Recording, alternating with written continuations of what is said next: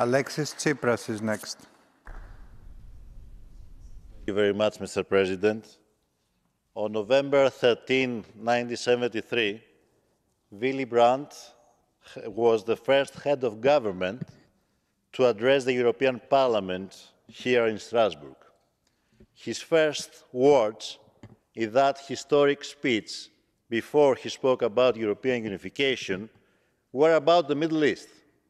He said, "The tragedy in the Middle East, which is so close to us, not only geographically but also culturally and historically, require of me to speak as a German and as a European.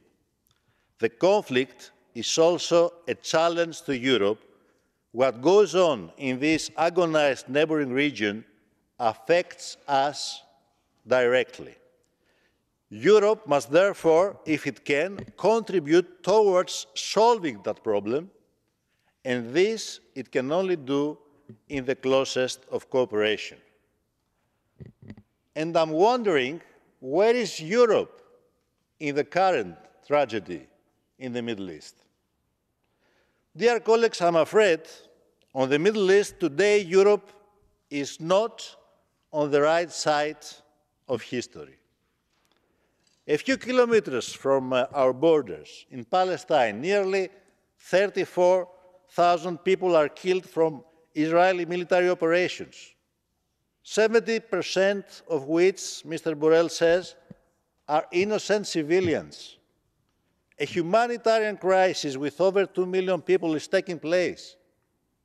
Hamas is a terrorist organization, and we absolutely condemn the terrorist attacks of the 7th of October.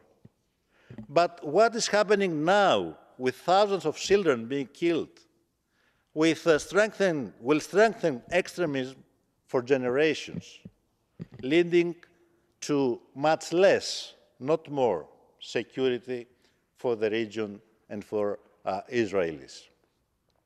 We condemn Iranian attacks and support for Hamas, but if Israel chooses to respond militarily, as it did in Damascus, escalation is certain and millions will be in danger. If we actually stand for what we say, and if we really believe in what we say, we must, in very clear terms, declare that there has to be an immediate and lasting ceasefire in Gaza with the return of all hostages.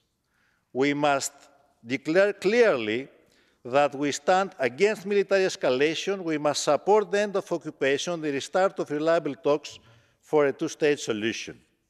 And the EU must at last take a stand and push forward for a peace conference that should include, as the Spanish and Irish Prime Ministers have said, the prospect of recognition of a Palestinian state on the basis of a solution with international guarantees for Israel. I'm concluding. If we continue playing with words or obstructing public discussions like what happened in Germany, then we're sending the message around the world that European values are nothing but hypocrisy. We send the message that our rules lead to double standards. But the truth is, either European values are relevant everywhere, or they are not values at all. Thank you very much.